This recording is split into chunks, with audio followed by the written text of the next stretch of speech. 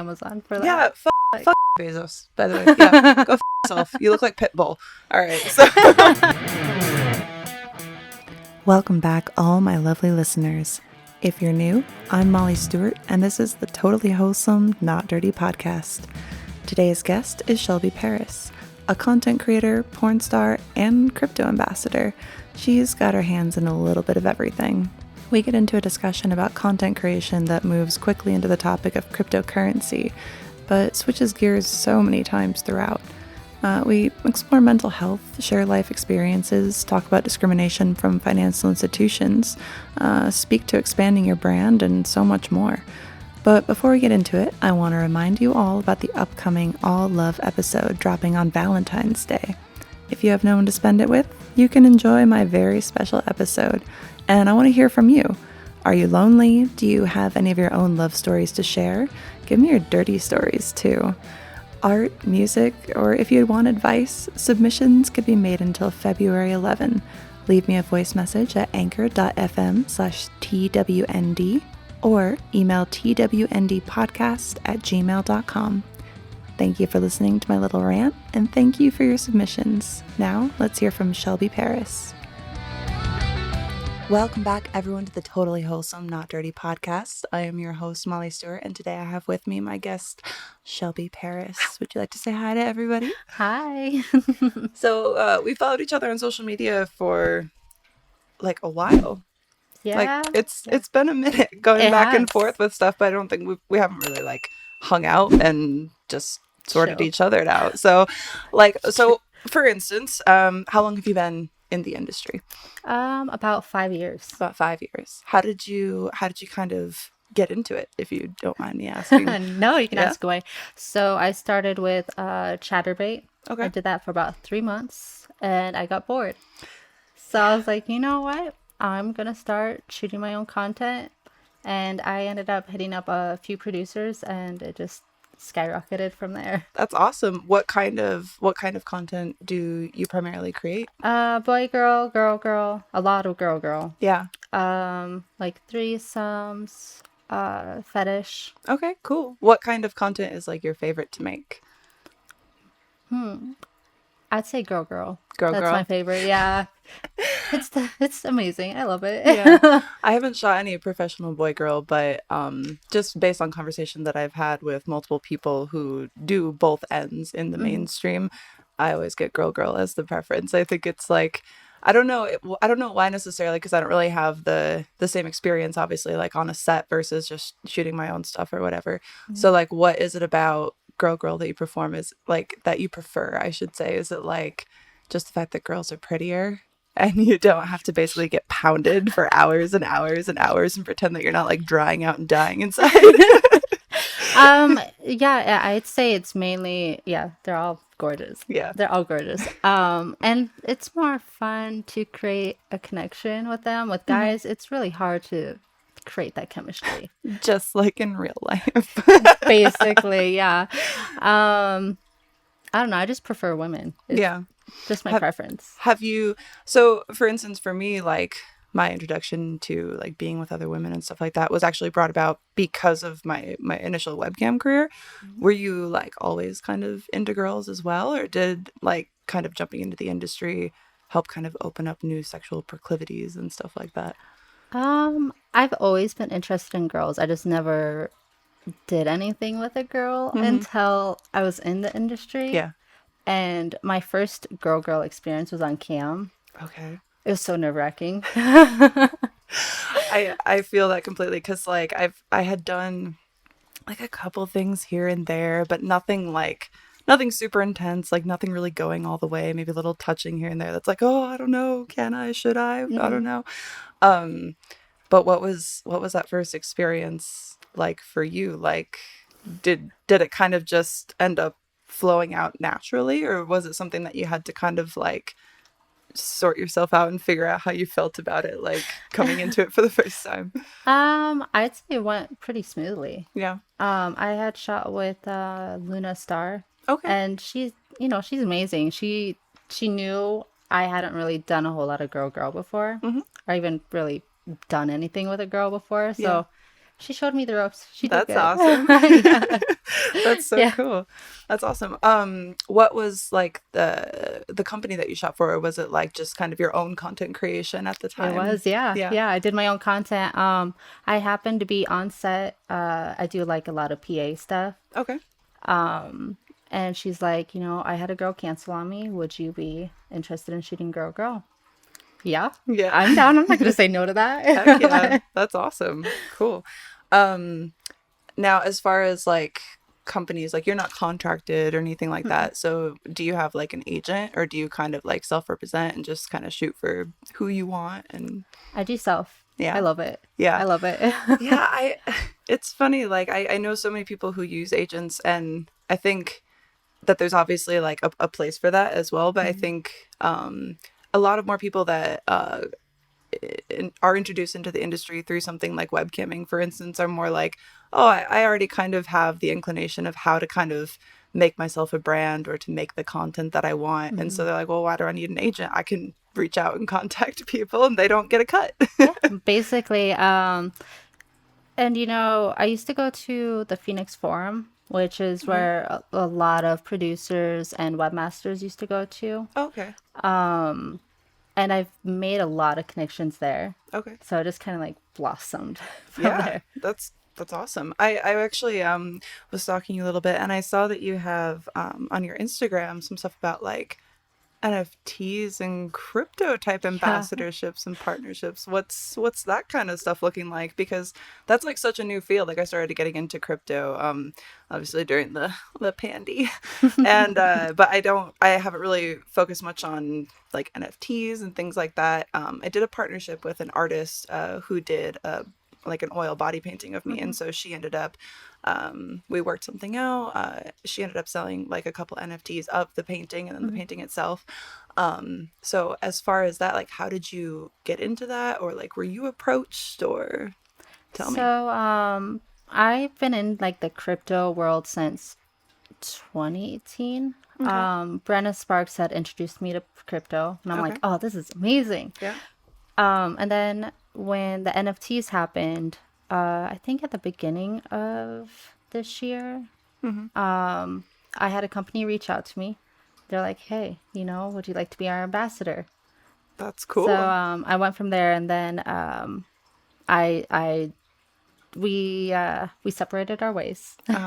And now I like to post like on TreatDAO and Nafty Art, and they have a subscription, kind of like OnlyFans. Oh, so it's like OnlyFans but using crypto. Yeah, yeah. Okay. So it's nice. That's cool. Like now as far as like the platforms, like is that stuff that's still operating off of like the ERC20 like token type stuff, or like how does that kind of work? Like is there like a large viewership or like subscriber base to that, or like what kind of, I guess even as far as NFTs, like what kind of stuff do you offer that kind of like sets it apart from something someone could just buy from you basically on OnlyFans or something?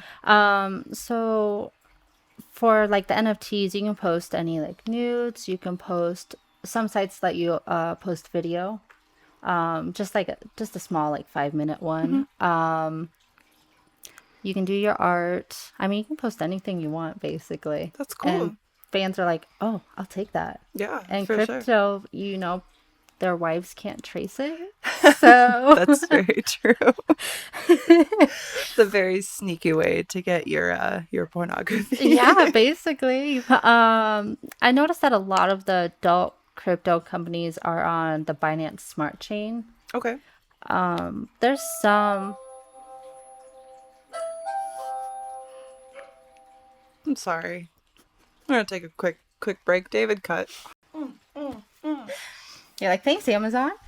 So ironically enough, I don't even have Amazon. That's something that actually, I guess this can come full circle. That is something that actually got me into crypto, is my account being banned from Amazon. What? Oh yeah. It was when was this? I believe it was October or November, somewhere around there, at the end of 2019. And now I'd started getting into crypto a little bit before then. Like I didn't know very much about it, but I was working on trying to know more. But at the time, I was also going through a bunch of other things, messy divorce and all that. We're not going to talk about that. But I had been a customer of Amazon for like as long as I had had a cam career, because it's like, you need a vibrator. It's like, you need 2-day shipping, motherfucker, because you don't necessarily have like a love store right down the road like Vegas. You got like every 5 blocks there's like a sex store. And just like digital music library, digital media of all sorts, like movies that I had bought, all that stuff gone. No reason, no explanation. I called customer service. I went back and forth with multiple people, turning into maybe a bit of a Karen, unfortunately. But I think sometimes you kind of got to, because you're like, just tell me why I can't log in. Tell me why I can't give you my money. Like, what's wrong? And they couldn't tell me anything. So something about like the decentralization of cryptocurrency, of things like NFTs, where it's like everything through the blockchain. It's interesting because it's like, that's yours. Like, no one else can have access to that or like revoke it. Like, you have to personally be the one dealing with that. And it's like, you know, everything is tracked so transparently. And all the customer support that I've had with things like different crypto platforms is so much better than working with anything from Amazon. I still never got anything resolved through them. Seriously? I tried to set up new accounts, and as soon as my name was in or a credit card, they would block the account. Yeah. And so that's something that kind of like pushed me into wanting to learn more about crypto and do more with crypto. Because I'm like, dude, I have credit cards through you guys, and I have Amazon points that I can't use. Like, I don't understand.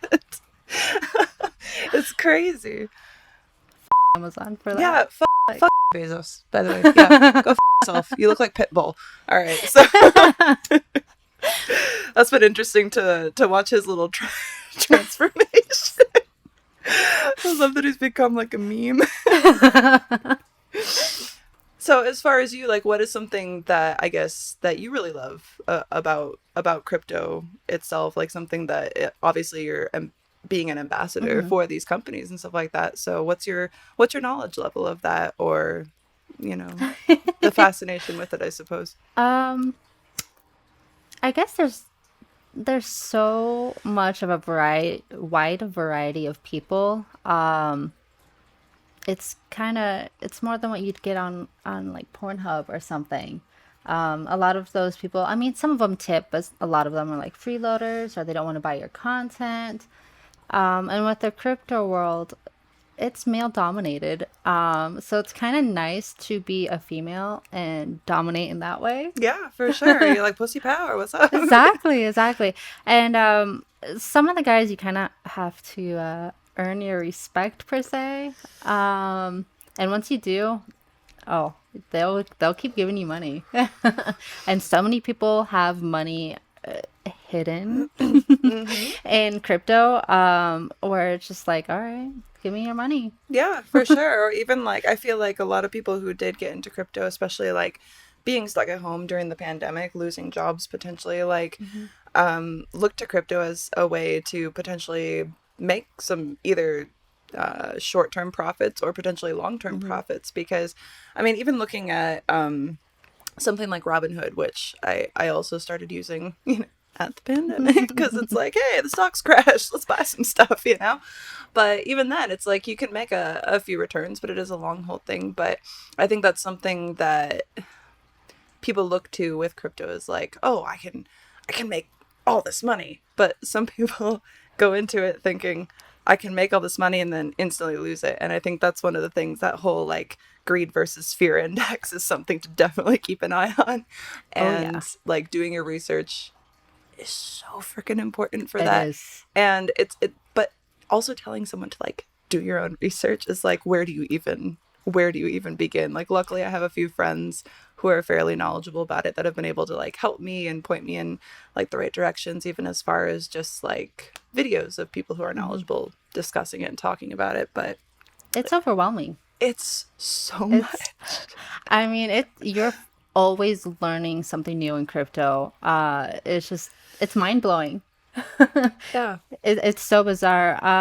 I know a few devs or developers for those crypto sites, and their knowledge, I'm just like, what? I don't understand. Yeah. It's like sometimes I have to watch the same video like 5 times, and I'm like, I think I gleaned something.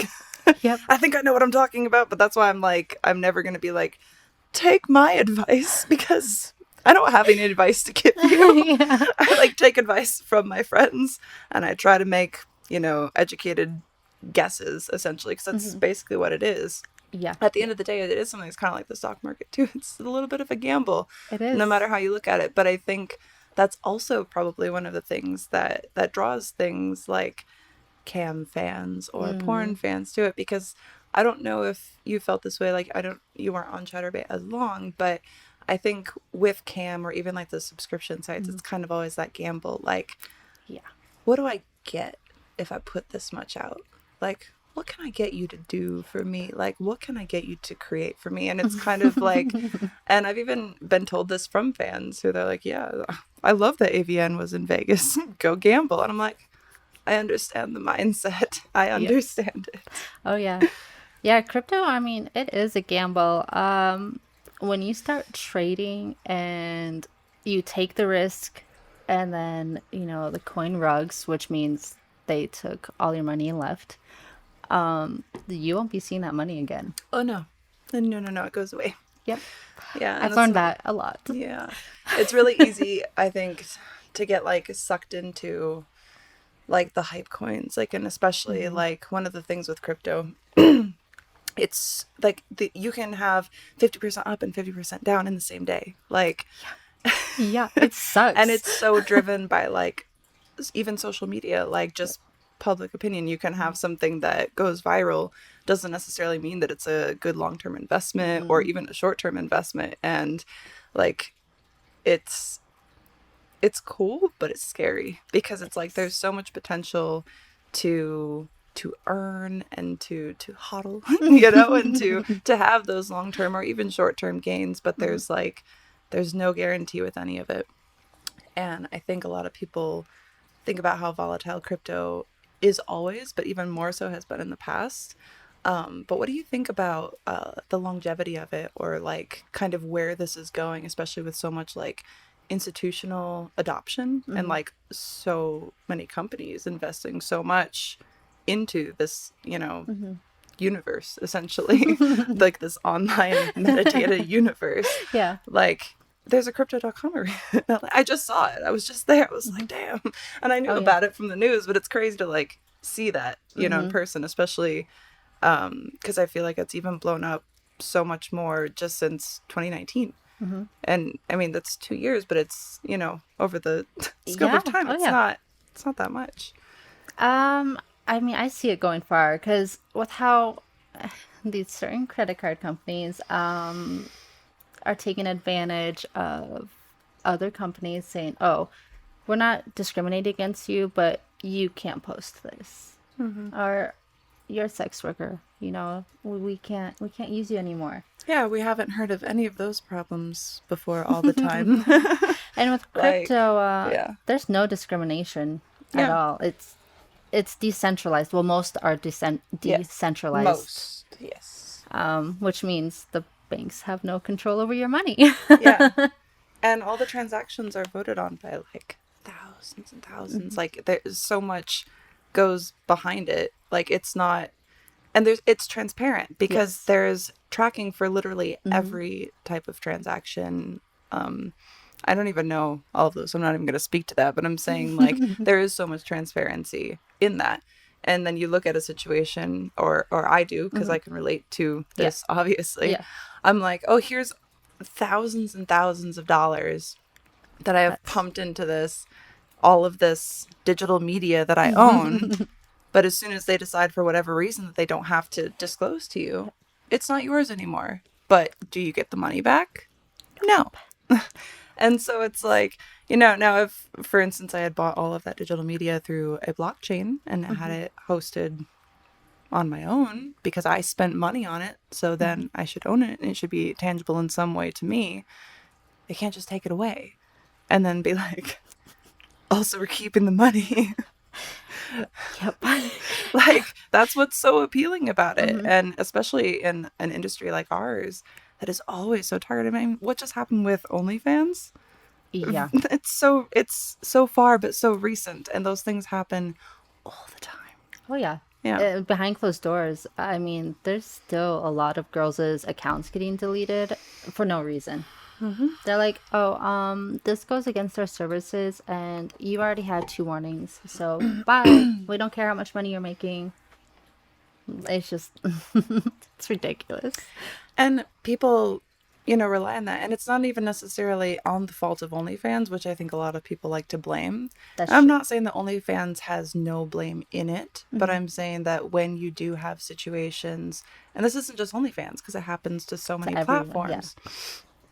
What it comes down to is, raging at the platforms is one thing, but that's looking at like the face value shit. You have to look about like the big picture. Yeah. And so who's controlling that? Who's, when you have issues with payment processing, is that necessarily the website that's trying to obviously pay you? Or is that something with the bank or with the credit card processing or anything? That has nothing to do with the companies. That has to do with blatant discrimination from financial institutions against an industry that contributes, oh my God, how much money to the tax system? Like, does anyone realize the value of the overall porn industry? And do you think that we just don't fucking pay taxes? Like, I don't understand my taxes. I have to hire a guy who's fucking smarter than me. I'm not a total idiot, but like, I understand to a point, but it's like, I'll sit in those tax meetings and he's showing me stuff on the screen share and I'm just like, yes. What the fuck is this? Like, there's so much that goes into it. And then we're such small companies in comparison to something like, for instance, MindGeek. Yes. And their giant umbrella of companies that produce all of this revenue. And that gets paid somewhere. So it's like, at what point is it like, do you want that money to go away? Like, what is the point of discriminating against us? So when you have to look for other options to where you can actually, keep your earnings essentially and not have to worry about being closed down because of the work that you do that's completely legal, and taxable, paying into the fucking tax system. Like, come on. Like, what are we doing? So you have to find a way to protect it. And if, the potential for that is within crypto, then I think a lot of people, and not just this industry, are going to start looking to that as an option. Yeah, no, that's true. With it's with the treat DAO. Yeah, DAO. I don't know if I'm saying that right. We are not financial experts. Perhaps what we're saying is stupid, but we're having fun, so calm down. That's what I like about their site is it is crypto and it's subscription. So the fans, it's you don't get discriminated. The fans, wives, whoever, don't find out. And they keep seeing whatever content you post. So it's like, all right, yeah, let's keep doing this. I mean, dude, I even have situations like on my own OnlyFans page where I have couples. They both know what they're doing. And their banks are like, no. It's like, why? Like, banks, don't make that man go fuck the neighbor. Let him jerk off with his wife to me online. Okay? Please. I'm providing service. It's not even in person, dude. Like, calm down. It's like my little movie. Well, I always call porn taboo Hollywood because it's just like everything. It's like everything HBO does, but it shows penetration. Yeah, basically. Like, I've been seeing some things. Okay, because I got HBO Max, and I was like, I'm not gonna get this, and then I was like, I want to watch things that are on there, so I got it. And the things I am seeing, man, I am seeing dicks. I was like, oh my God, there's a penis on my TV. I'm not used to seeing that outside of like my industry. And it's like, yeah, you don't show it going in, but I'm like, are they actually fucking? Like, is it pretend? I don't know. It's like, it's so much almost our job. And I'm like, but that shit is on HBO Max. You think everybody parental locks their HBO Max? Some kids have been seeing some shit, man. I mean, look at Scream. I think it's crazy. The Scream, I think it was Scream 3. That was one of the first times I saw boobs up close and personal, like naked boobs, where I'm like, what? They showed a lot of nudity on there. And then when you go into the adult industry, it's just like, you're used to it. Yeah. It's a body. It's like, I'm so fucking desensitized to naked people and to being naked. Mm-hmm. Like, it's been a thing. I've talked about it before. Like, I shot for my friend Gabby. Mm-hmm. We weren't gonna do naked stuff, but we had an outfit change. Mm-hmm. And I had just met this poor woman. I love you, Gabby. And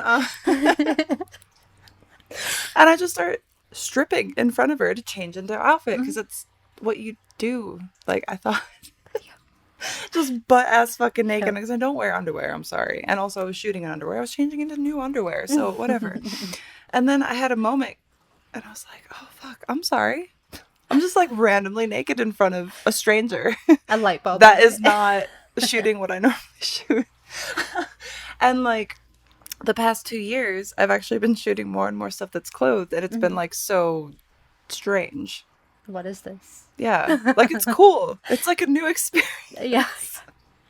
Like the first photo is like, okay, so when I was younger, I used to be behind the camera. Like I was so into photography. Like one of the first times I'm ever on the other side of a camera, butt ass naked. Like. You know what? Like, it happens. And yeah. And so I'm used to that. But then when I see stuff like that that's on TV, I'm like, yeah, that's subscription based too. It's like HBO only Max. Yeah. Like That's a good one. like it's basically the same freaking thing. And so I don't that. Yeah. And so I don't understand like where the issue lies. And that's why I think, you know, and even I'm sure things like this, not necessarily porn related, but like things with Amazon or like, you know, digital libraries being closed for no reason, accounts being revoked. I think that's why a lot of people, especially in a day and age where everything is so technical and online, are looking for a place that they can actually feel like they have some security with the things that are tangible to them, you know?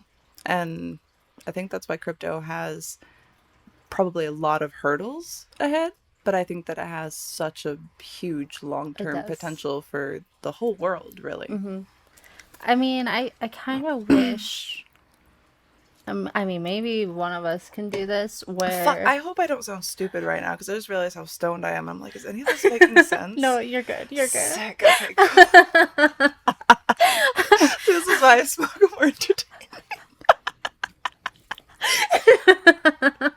Oh, fuck. All right, continue. I wish there's more YouTube channels where it's more user friendly, I guess you could say, where it's not. There's so many crypto people that use big words, and I'm just like, what? Do you watch the Coin Bureau? Yes. I really like the Coin Bureau. He's also very entertaining, so it's easy for me to like pay attention. I love all his intros. They're all so like different. He does costumes and voices and shit. It hooks me. Yeah. And then I'm like, oh, and then he's actually like still entertaining and passively funny throughout it. And I actually feel like I learned something. Some of these people, they drone and I'm just like, my brain goes, and I don't. And I'm like, I watched this for 40 minutes of my life. I'm never getting back and I've learned nothing. Yep. Yeah. I've done that. Yeah. When I speak to some crypto people, they use some terms where I'm like, what? I don't know what that means. Can you describe that?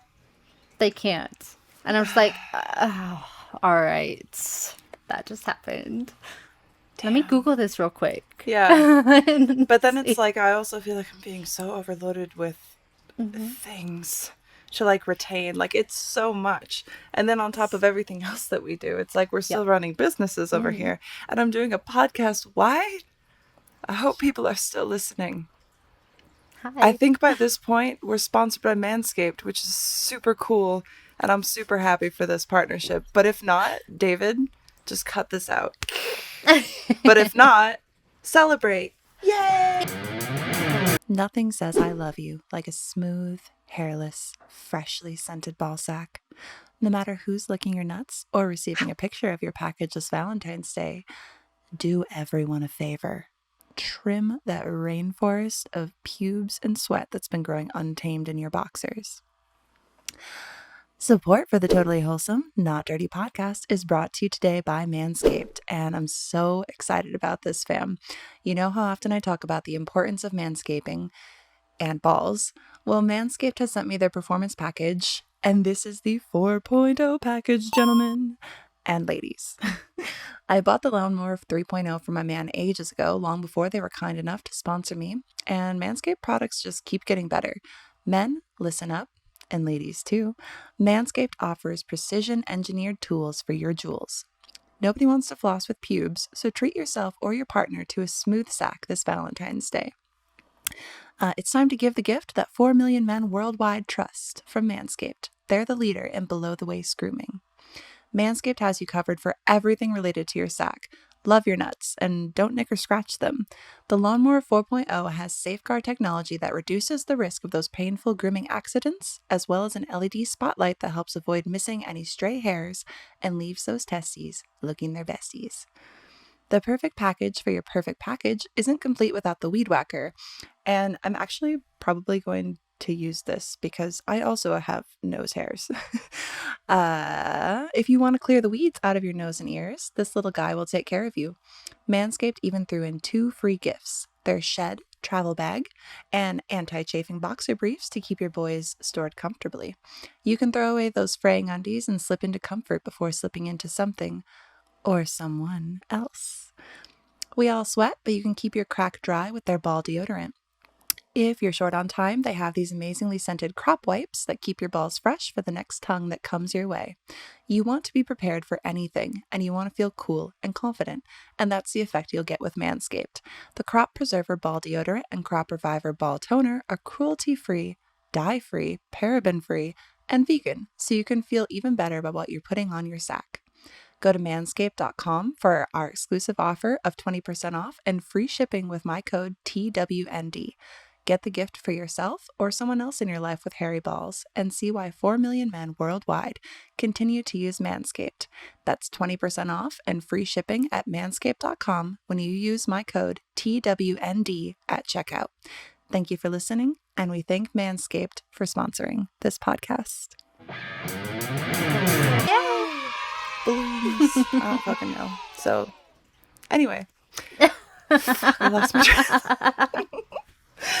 All right, you're good though, so get us back on track. You may have got me a little contact high. Oh, that's totally fine. This is going to be fun. No, they just use big words where I'm like, what are you talking about? Yeah. We And need Google like can't help. And I think that's why it's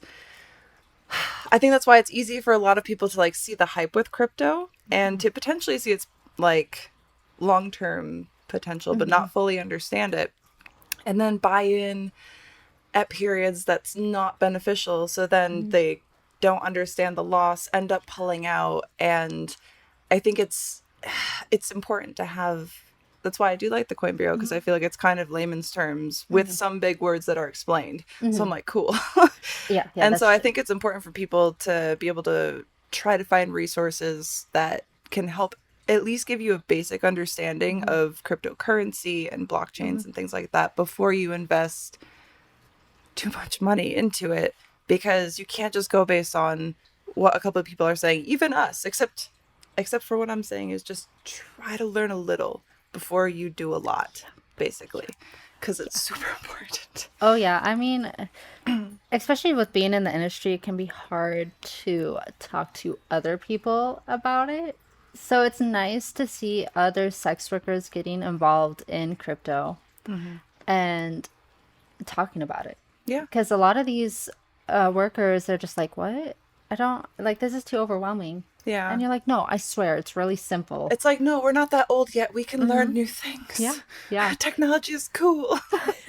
I promise. And I mean, if it's explained in simple terms, you're like, all right, I can do this. And then, you know, when you get, I'm a hands-on person. So when I can put my hands on it, I'm just like, I got this. Yeah, for sure. I think that's awesome. That's cool. I mean, maybe that's why I'm in the industry. I like hands. And you have like, so, pimp hat. Yeah. You have so many different like tasks within the industry as well, which is like cool because you're so multifaceted, which is really cool. Because I'm not saying like this is with everyone. I'm just saying I have met some people who I don't think have realized their full potential yet. And it hurts to see. I'm like, you're doing one thing. You could be doing so many things. But some people aren't prepared to be in that place. So it's cool to be able to talk to someone who's kind of found that. And they're like, I just want to try a little bit of everything. Yeah. I mean, I don't see the point, like for me personally, why I'd want to just stick to one thing. Because one thing isn't going to give me a lot of money. Multiple things is going to get me a lot of money. And bitch, we gotta retire someday. We gonna be old. And I'm like thinking at the time, I'm like, hey, at some point, people are like, you're old, and I don't want to jerk off to you anymore. You're blowing dust out. Also, you're old, and so you're not funny to me anymore. So I'm not gonna listen to your podcast. And then what will I do? Probably just like drink rum on a beach somewhere because I'll be old, so who cares? So, like, bitch, I gotta retire someday. Yeah. You know? And so it's like, I feel like a lot of people, though, and I've been this person because I was in my 20s once, you just get wrapped up in like the excitement of the industry and like the people want to jerk off to me forever. I'm gonna be beautiful and young. Always. No. Botox will come. 30 will come. 35 will come. 40 will come. And what will you do? You need to start thinking now. And I know that some girls watch this podcast because they've told me, and I appreciate you ladies. I love you so much. Mwah. And I'm telling you, be prepared. You know, like you have to fucking please, because I did not realize that because my ex liked to spend all my money. So be careful and be prepared. Yeah, I mean, if I had to give my baby me, advice, I would say, yeah, you need to explore more, venture out more. I'd be like, bitch, what do you think your life is going to be if you sit on cam in a box for 12 hours a day and have no friends or no social life and this leech who is sucking out your very soul? Yeah. Yep. And I would have been like, oh my God, you don't understand him. Because I was fucking stupid. So don't be stupid now. Don't wait till you're old to learn something. Yeah, basically. Learn from us. We're like old wizard shamans, but like still young enough to be cute. I like that. I like that. I mean, I'm kind of enjoying my 30s, though. I love it. I don't give a fuck anymore. Yeah, basically, yeah. Bitch. I just turned 30, like, the second my birthday hit. I'm like, I don't give a fuck about anything anymore. It was like I never really thought anything would happen, but I don't know, like, what your 20s were like, but I was told by my loving spouse at the time that by the time I was 30, I would be a dried up old hag and no one would ever love me and no one would want to jerk off to me because I would be too old. So now I'm here and I'm like, bitch, I have a 6-pack of abs. I'm like hotter than I've ever been. And this isn't going to last very long. So I'm going to take all the naked fucking pictures. Yeah. I'm going to have fun and fuck everybody who says to the contrary. And it feels so good. Oh, yeah. I think, when I hit that 30 mark, I'm like, this is the best I've ever felt about myself, that I've ever looked. Like, this isn't going to last forever. No, it's not. And so just, like, have fun. Do all the things that you can. And, like, my recommendation is to start doing them younger because it's, like, you got so much time. Like, you can still enjoy your 20s and really enjoy your 20s. Yeah. And just put in, like, half an amount more effort. And you'll have so much more money by the time you're 30. Yeah, basically. And people won't look at you as weird when you're 30 and you make the mistakes you should have made when you were 20. Yeah. Yeah. You want to, like, learn it now. That's all I'm saying. I think it's a really true lesson. Like, save yourself a lot of heartache. Save yourself money from therapy. And, just start actually realizing that sometimes the advice that you're given is like, you should probably take it, especially if it's by somebody who's like been through similar situations, because you might not want to hear it, and I didn't, but you wish you did later. I'm just saying, like, you don't know as much as you think you do. Yeah, yeah. It may Even hurt. now. Yeah. Even now. I'm learning shit all the time. Thank you, BetterHelp. It may hurt now, but it won't hurt as bad later. No. And the longer that you drag out a bad situation, the worse it hurts when it comes to the finale. Yes. Like, yes.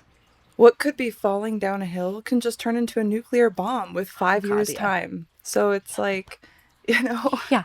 Oh, yeah.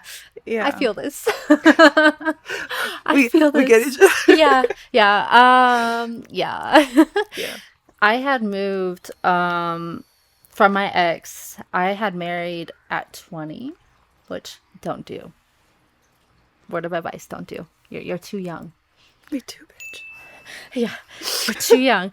And you know, it was a learning experience. I'll say that, and it hurt. And I'm glad it happened when I was young, because if I stuck with it until I was like 40, oh God, it would have hurt so much worse. I probably would have had kids, and I'd be like, what did I just do to myself? What did I do? Thankfully, that didn't happen. I just have fur babies. Fur babies I have enough. 3 of them. And it's too much. And I was like, God, why did I ever think that I wanted a child? Yeah, I have like, 2 okay, cats. I understand childbirth is amazing and beautiful and wonderful. And I love all of my friends' babies so much because I love babies and they're so cute. But I'm like,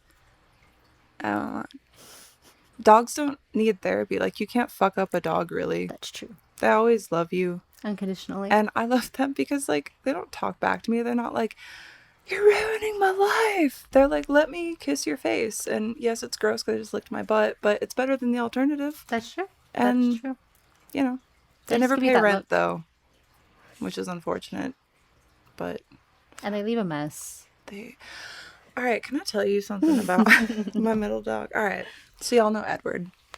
He has a tail. Super cute.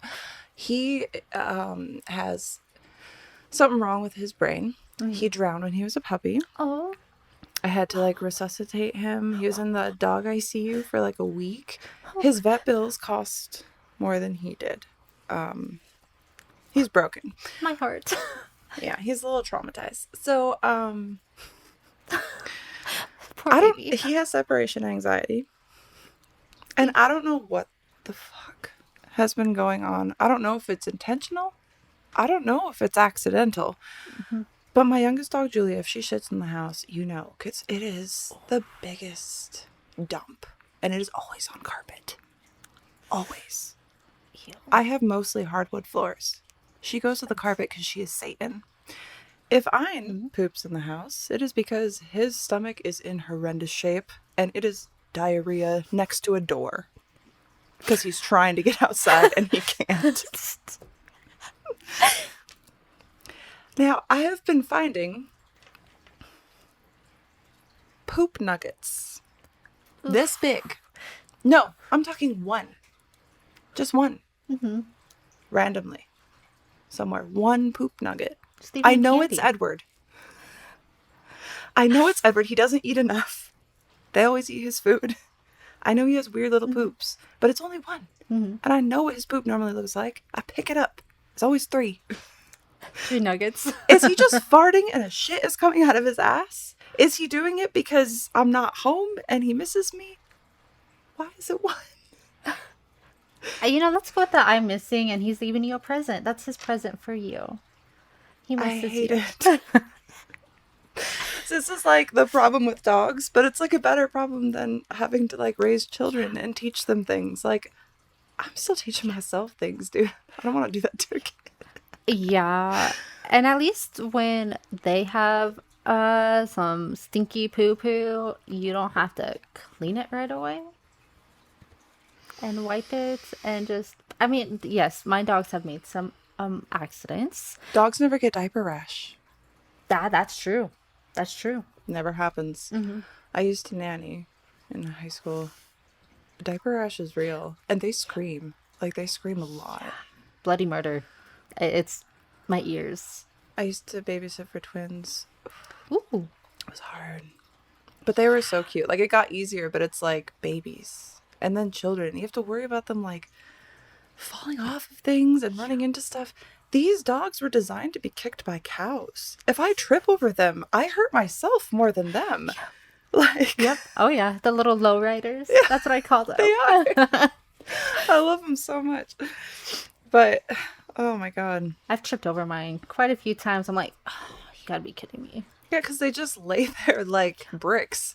Yep. And, like, you try to push them away from you, they just, all body weight is in you. And I'm like, how are you now 150 pounds? I don't understand why I can't move you.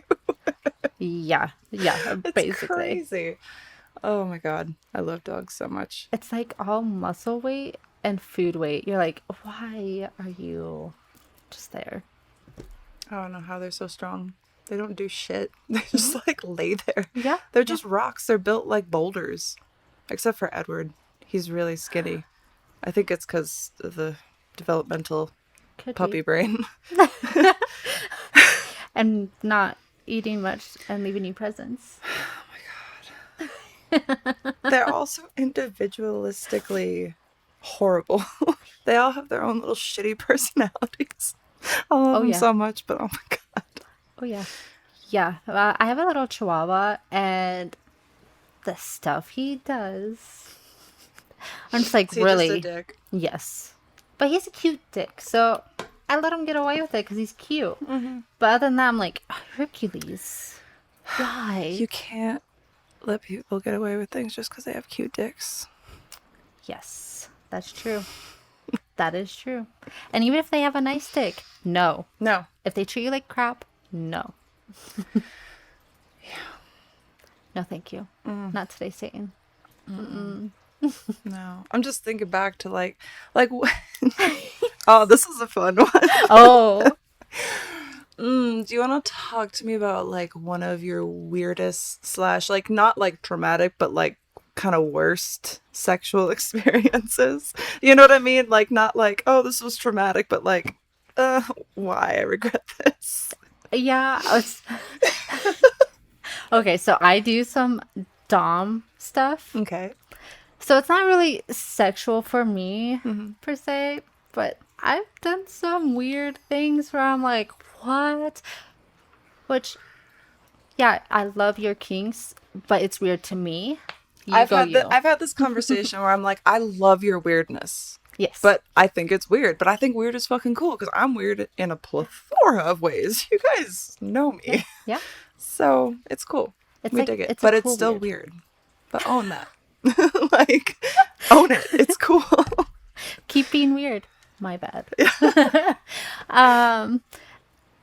He likes when you fake cut off his dick. And I'm just like, it's one of those things where I don't understand because it is so scary for me. Where I'm like, oh my God, I'm gonna do it. Like, this is, oh my God. Yeah. Do you know how much I love knives? I have so many blades in my house. And I'm like, this is someone's fetish. Knife play. Femdom stuff, I love. Fuck. You know, the first time that I ever got like asked to do something femdom, like it was so... I didn't understand anything about sex. And I didn't understand why, and it was funny to me. So I laughed, like while I was doing it. And that turned him on more. Oh, humiliation. And then it was like, and it's genuine because I'm like, what the fuck? This You is know great. what I mean?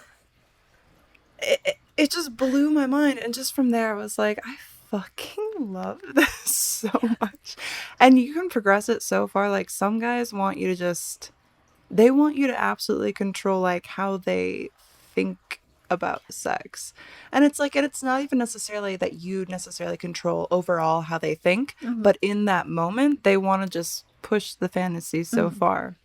And actually from that type of content or interaction, I've actually like showed guys that they like something that they didn't know that they liked, and then they also don't feel weird about it because I'm not like they don't feel bad about it. Yeah. They don't feel judged. Yes. Yeah. Exactly. Yeah, that's what I love about the fetish stuff or doming is you get to explore more and not feel as judged. Like it's great. Yeah. It's great. I love it. Like ball busting is my favorite. My favorite. I've never actually ball busted, but I have You like should. the the scenario. Mm-hmm. So a lot of femdom stuff that I do too is like scenario stuff where it's just me telling a story to the camera Mm-hmm. and interacting that way. And they really like those. So it's a little ASMR type stuff and it's cool. I put on my sexy voice because my voice does not sound like that. Like in real life, my voice is so obnoxious. I listen to these back and I'm just like, God, how are there any of you listening right now? That's crazy. I think we all hate our own voices. We definitely do. Oh my God. Like my moans, I'm like, did I really just make that noise? What? Okay, and like there's so much to that too because it's like, so for instance, even here now, hearing my own voice in my headphones sounds bizarre as fuck to me. But then listening to it played back on a computer is even different. And then, or like that versus how I sound making content or shooting scenes versus how I just normally talk. Yep. And I also put on a lot of different voices all the time. I think it's because of all the personalities floating around inside my head. All your little friends. Your imaginary friends. I think that that's something that you kind of end up creating. Like, obviously, I don't actually have multiple personalities, but it's something that you kind of develop when you cam, especially because you're always looking to like entertain a group of people who are essentially there to type to you on a screen. So you put on voices when you're like mimicking someone or like mocking or like you just have little different entertaining. characters that you play. And I think that's like something that's really fun then about taking that into like content creation and being able to play to the femdom role or to, take somebody else's scenario or story that they have and then turning that into something and a special character for that person. And so you get to kind of just explore your creativity and the facets of your personality. So it's kind of fun. It's very creative. With some of the things that people come up with, I'm like, how did you do that? Like, what? Yeah. That's all it's mind blowing. Some of them, like, that was really smart. I wish I thought of that. Yeah. And Like, and some people, like, especially since I've stepped away from camming primarily and then now doing mostly like a lot of customs and just content work, but mostly customs, is like people wanting things that I would have never even thought of that aren't even necessarily porn related. Like I make workout videos just like naked or stripping during the workout. And that's it. And it's like they value that and it's kind of cool for me too because I'm like, oh, like it's obviously I'm fucking naked. People want to see me naked, like whatever, boobs. But it's still cool to know that they then listen to things like this as well, or like the little cooking show shit that I do, or like just dancing or workout clips or hiking with the dogs and this and that. yeah. And it's cool because it feels a lot more well-rounded than just sitting in a cam box all day or a day. And it gives a lot more freedom to express the person that you are instead of that one persona you have to be for webcam. It's more personal. Yes. So they're like, oh my God, you like this too? Well, yeah, I do. Yeah. And I've done this. I've hid so much of myself and didn't want to be as open on like Twitter or on any kind of social media. Sorry, David. You know how I can't sit still.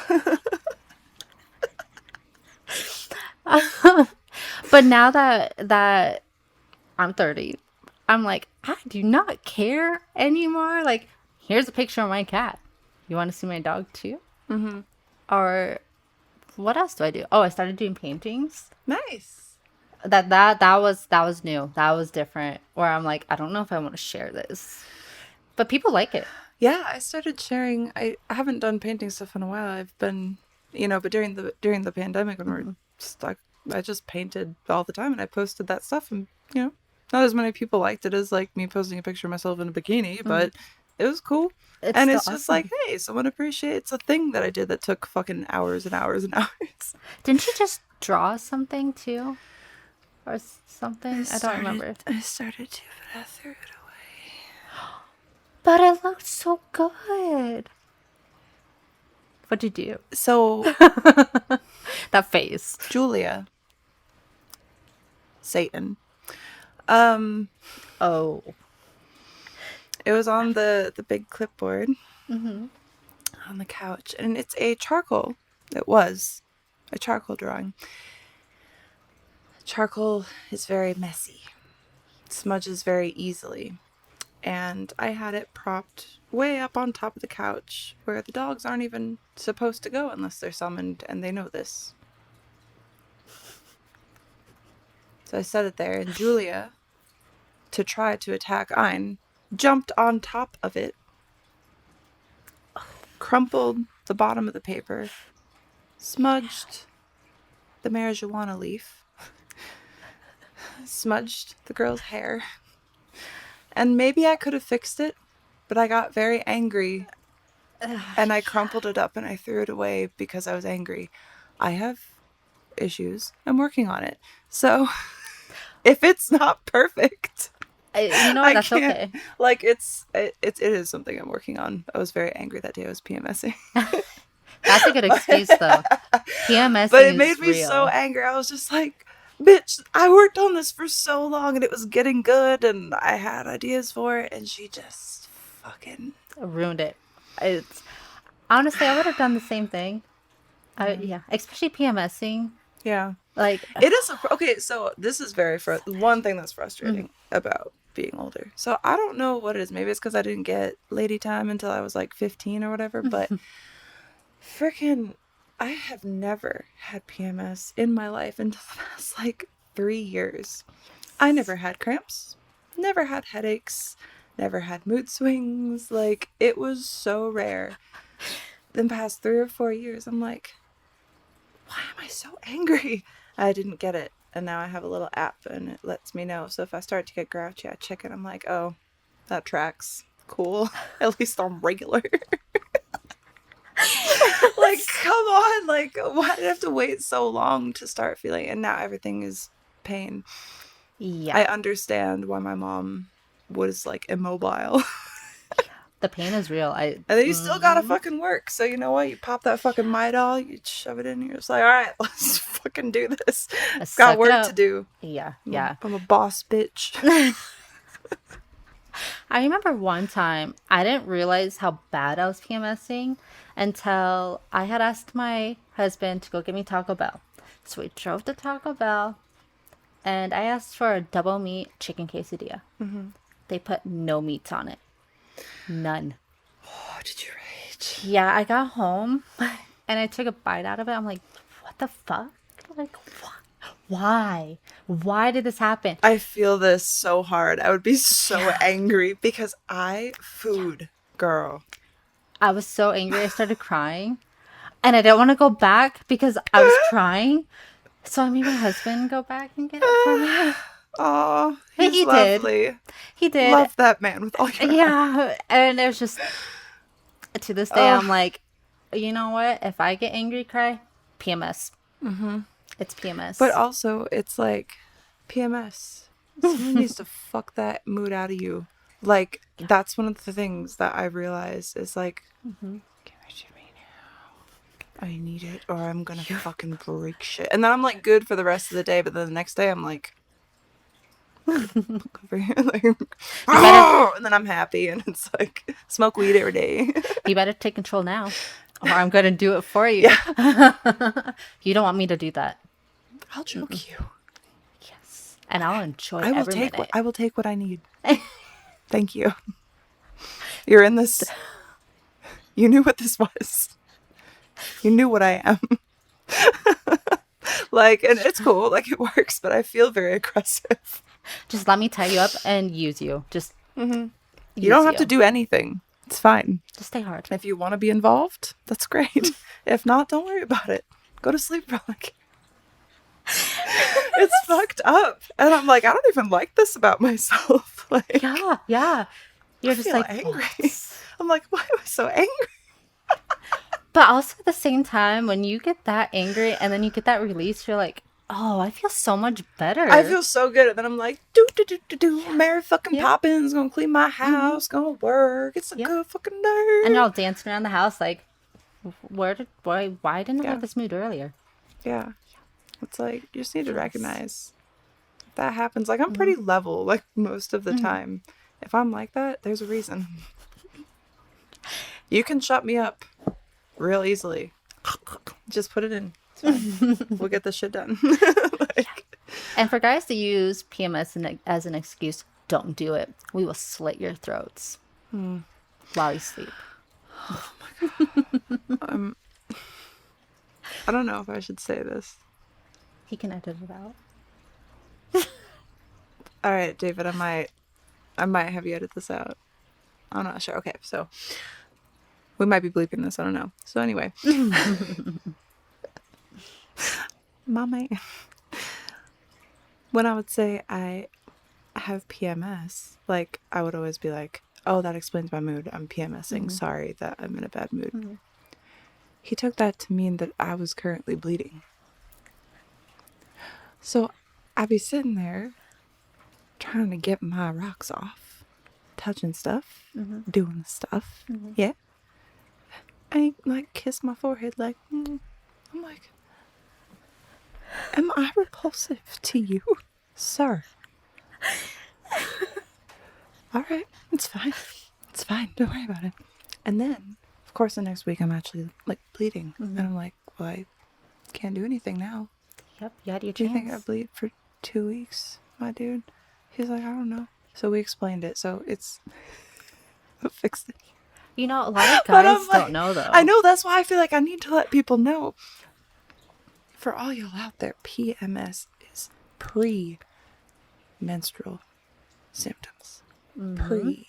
That means you're gonna be bleeding and your body's angry about it. So it's making you angry. So while you still can, fuck the mood out of her. She needs it.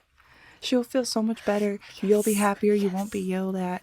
Like, she'll not be like slamming cupboards and shit like that. Not that I do any of that shit.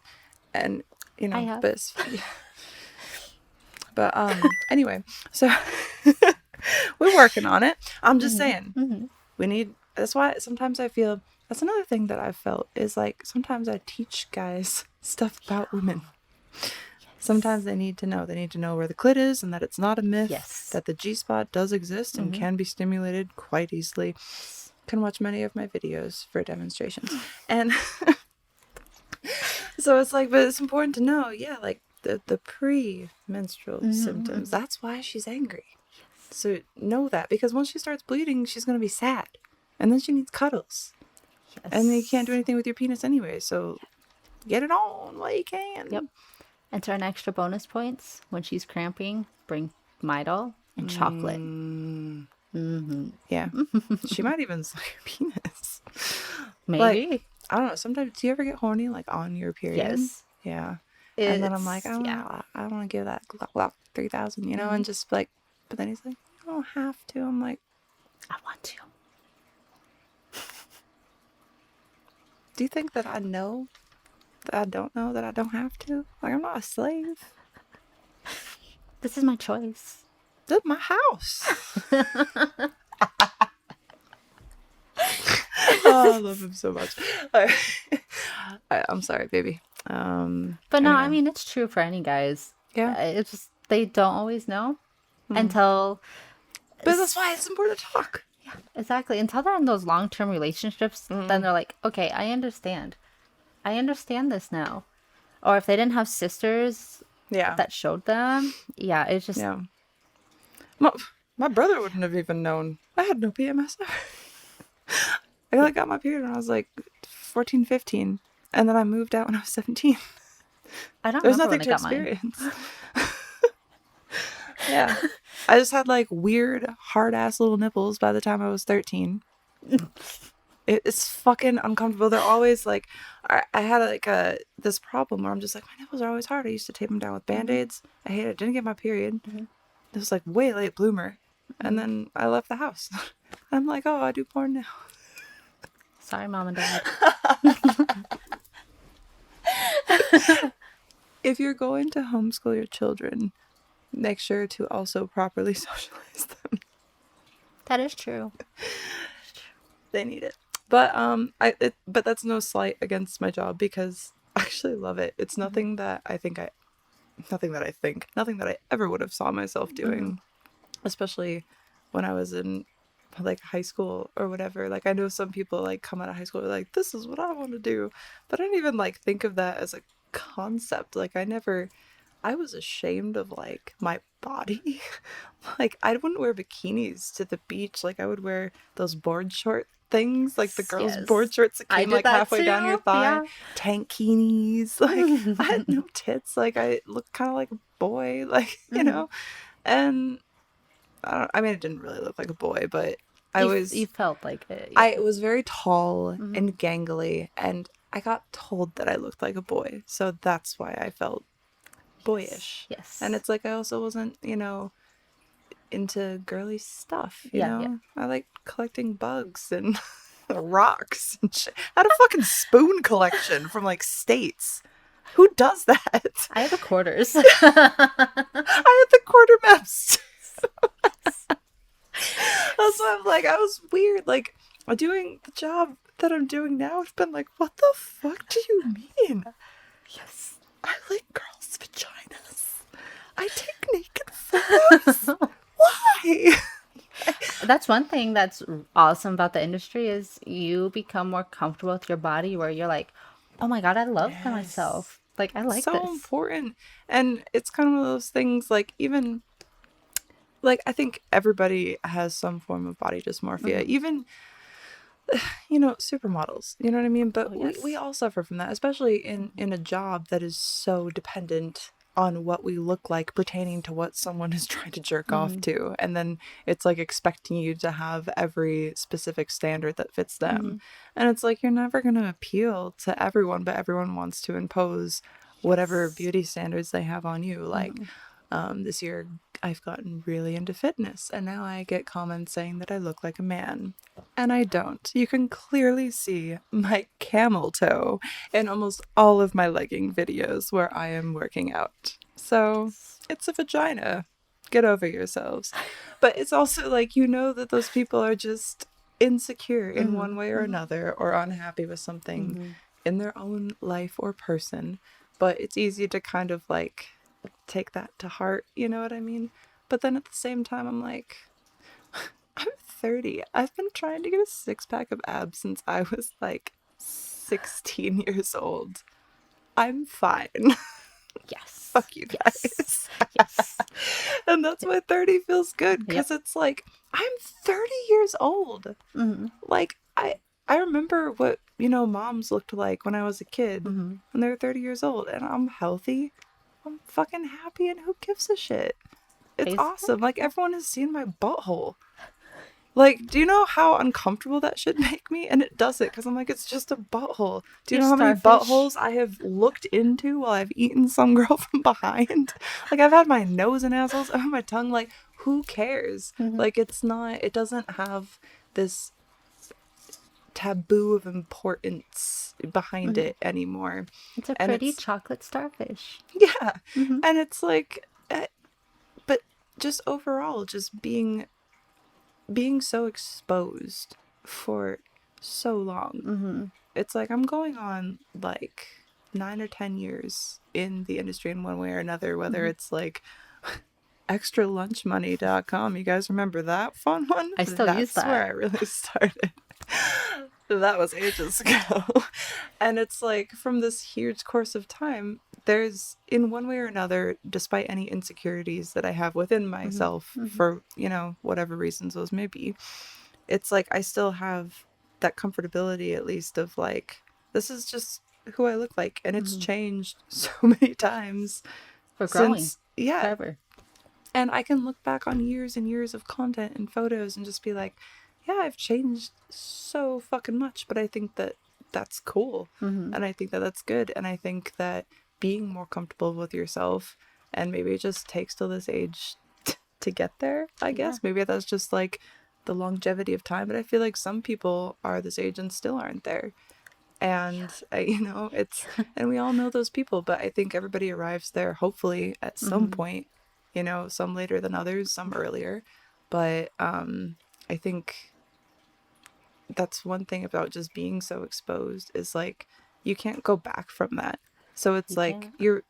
you really are bared for the Yes. world. Essentially anyone could see it. So it's like, what else is there to hide at the end of the day? It's like you can take precautions in your own personal life to kind of like safeguard you from things, but even then it's like, I don't know if you've had situations of like stalkers or really Yeah. intense fans, but it's like it's still something you're gonna have to deal with regardless. So Yes. it's like having the ability to now be open and honest is more like, well, yeah, I'm going to be as much as I feel comfortable with, which is most things, because I think it's important to have that out there, because otherwise people are just going to assume they can use it against you, which Yes. I experienced for so long, and I'm over it. That's why I'm like doing something like this where I can actually have a bit more vulnerability and talk about things that are real instead Yes. of always the surface level stuff that we sell. Oh yeah. Oh yeah. I started taking or going to school for intimacy coaching. And it's been a learning experience cuz you don't go over just sex. You go over relationships, you go over trauma, you go over shame, which there's so much shame that we don't even realize that we're doing to ourselves or to others. And you're just like, what? Why am I doing this? So taking or like going to school for it, I'm just like, oh, I'm growing.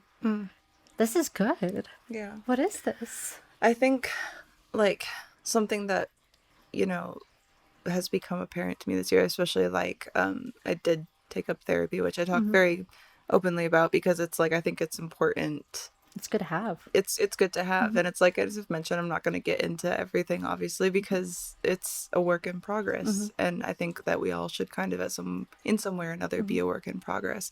But it's helped me realize that, and it's still hard to implement, but it's like I have the knowledge that Yes. communication is so important to especially have people around you who you can like fully be honest about how you're feeling or about what you're thinking. And the people that kind of use that against you or Yes. string it along as judgment in one way or another, it's like, then don't focus your energy on those people because they aren't worth the Nope. time. Nope. Because if you can be as open and honest about yourself as you can be, then it's like, well, people can't say that you were something else. Yes. Anything is going to be their own interpretation. And if it doesn't vibe, then don't waste all that precious time because you don't have as much of it as you feel like you do. Oh yeah. Yeah. Oh yeah. Yet taking the coaching classes, we learn from therapists, and some of the stuff that they're teaching, I'm like, oh, this is good.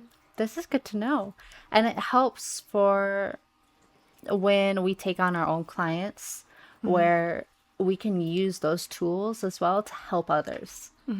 So I really enjoy it. Like it's been fun and healing. Yeah. Where I'm like, why didn't I start this sooner? And I think intimacy in general is just something that's Sorry, David. don't worry, pimp hat. I think there's something about intimacy in general that isn't even like sexual, which I think is what a lot of people initially jump to when we think of intimacy. When you think of Yes, yes. intimacy with a partner, you think of like sexual relations, but intimacy goes so much deeper than your dick can ever go. You know what I mean? Like Very in one way or emotional. another, it is. There's and there can be intimacy between friends, intimacy with family members, and Yes. sometimes those are the hardest because it's Yeah. not necessarily just you're giving of yourself, a piece of yourself to someone else. And true intimacy is when they can give that back to you in return. But you start to realize that when you try to be intimate with so many people and you spread your vulnerability across so many people who don't appreciate it, nor return or respect it, it drains you.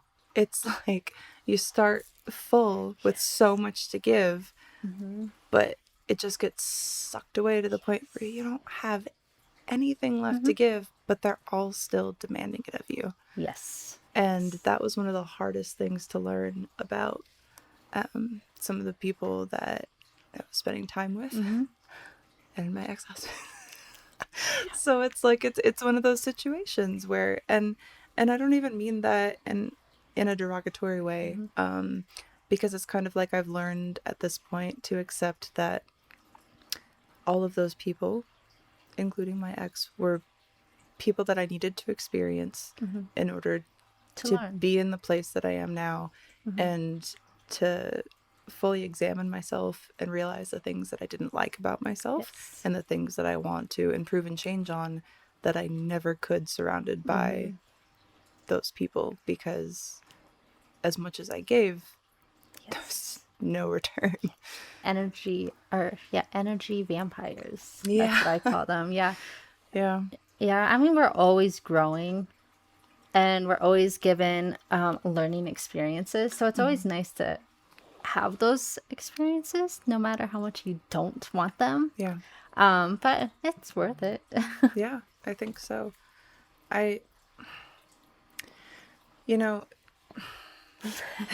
Because I'm trying to think, it's hard to look back at those situations and not want to be like, oh, well, obviously all of this was their fault because look how much I gave, look how much I did, look how much I revealed or whatever, and kind of place that blame entirely on other people, which I think in a way I tried to do. Like, I still felt the guilt, but now I felt it in a different way where I'm like, well, yes, I did have some responsibility at the time to kind of either realize what kind of was going on with those people, or like respect myself enough to actually do something about it, or It's I don't creating know, those just boundaries. Yeah, it is. It's hard. It's super Hard to say no. especially like just wanting to be accepted by everyone, because you're typically accepted by no one. And it's like, I feel this.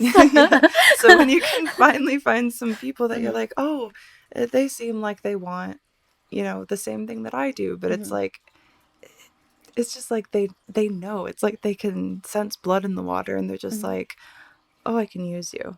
Yes. And I guess that's kind of, why you need to take that step back, but it's really hard to recognize. It is. Yeah.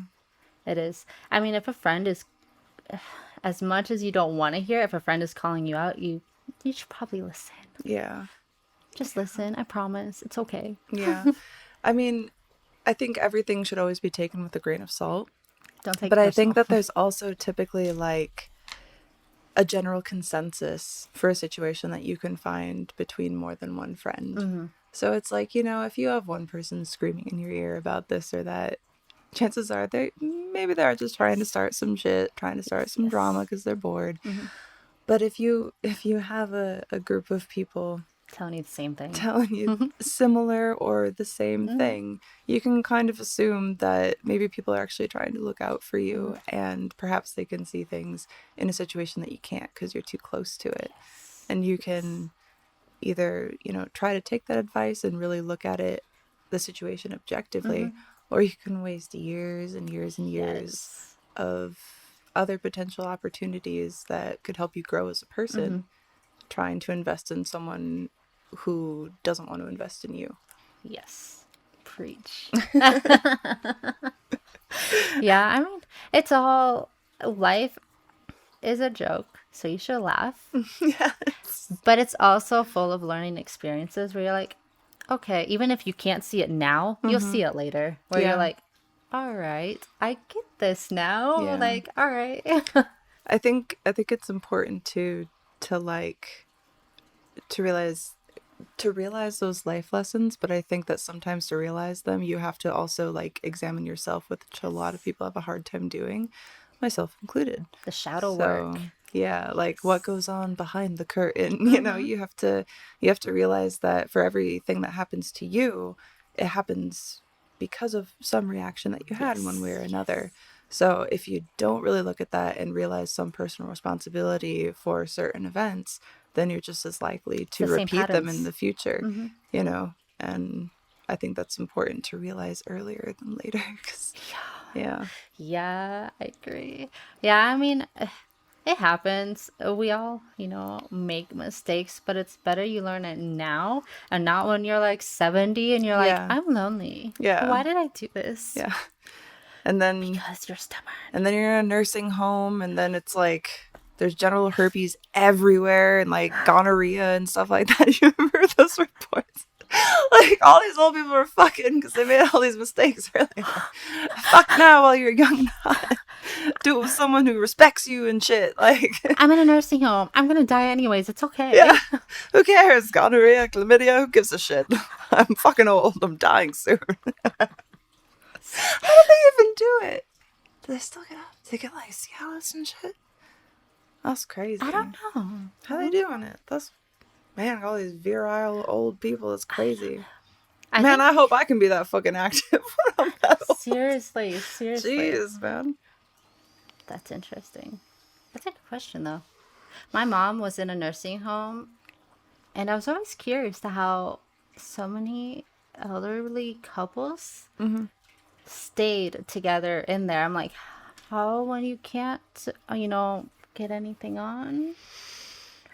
But at the same time, I feel like a lot of it's more emotional intimacy where you're I think like, so. And I think that comes back to why that's so important, which I think is kind of lacking in today's society, where I think so there's so much of this like self-serving instant gratification that is just kind of rampant, especially prevalent in things like social media. But the world is on social media now, and it's like people want the clicks, they want the drama, that you have to be polarizing. And I think that people lack a lot of truly valuable interactions and relationships because they're too focused on the things that don't actually matter.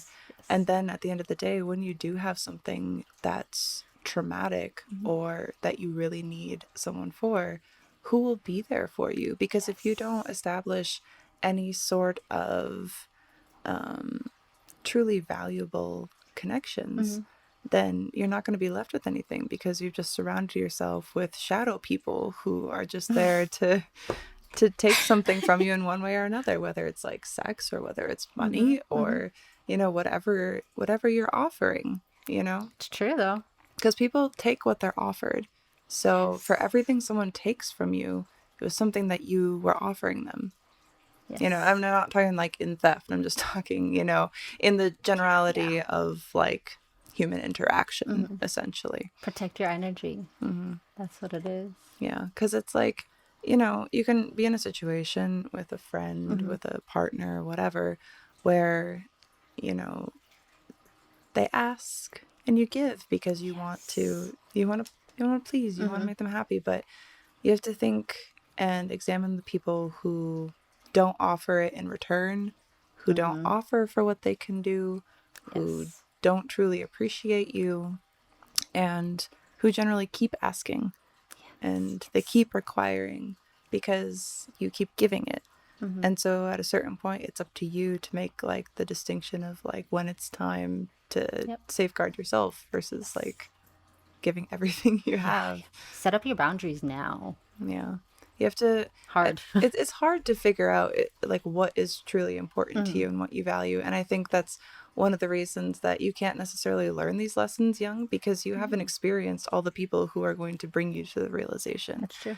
And so some of those people are just like little speed bumps that it's kind of like, if you're not expecting it, it's freaking jarring because you didn't slow down to 35, but at the same time you get over it and you move on and then you hit the next one, but they're not driving off a cliff, because eventually you get to a place that you realize all of the situations that you either allowed to happen or didn't recognize to happen, you know, brought you to where you are. And so maybe that's why no matter what we say, people are still going to have to learn those for themselves. Yeah, do everything They're like, young. what the fuck are you talking about? And then they'll write in years later when this is no longer operating and they'll be like, You were right. Yeah, do everything young now. So you don't regret it later. yeah. I mean, you may regret it a little, but it's You may okay. regret it a little. Forgive yourself. But I think that's an important distinction too, is to remember that for every mistake you make, you can regret it in a way, but I think you should also appreciate it because it's like, hey, It happened. that's a learning experience, and just make it a learning experience, and then you will appreciate it instead of regretting it. So, Yes, exactly. You'll have fun with it. yeah. Damn. That's all rainbows. We sound cool as fuck. Yeah. Heck yeah. Well, my dear, would you like to tell everybody where they can find you and experience more of your amazing brain and also your content? So my Instagram, Snapchat, Twitter, and my OnlyFans, the @ is all the same. Okay. It's real Shelby Paris. There it is. All right, do you have any final words to leave with our listeners today? No, but it was awesome being on here. Yeah, I'm so glad I super came. awesome. I'm so glad that that we had this opportunity to actually sit down. And it was connect. very fun. Yes, for sure. Awesome. Well, thank you guys for tuning in. Once again, thank you for liking and subscribing and sharing with all of your friends and family. Make sure that if you have any questions or art submissions, or if you need love, sex advice, you can write into twndpodcast@gmail.com, or you can leave your voicemails at anchor.fm/twnd. And I'll see you next week. Bye.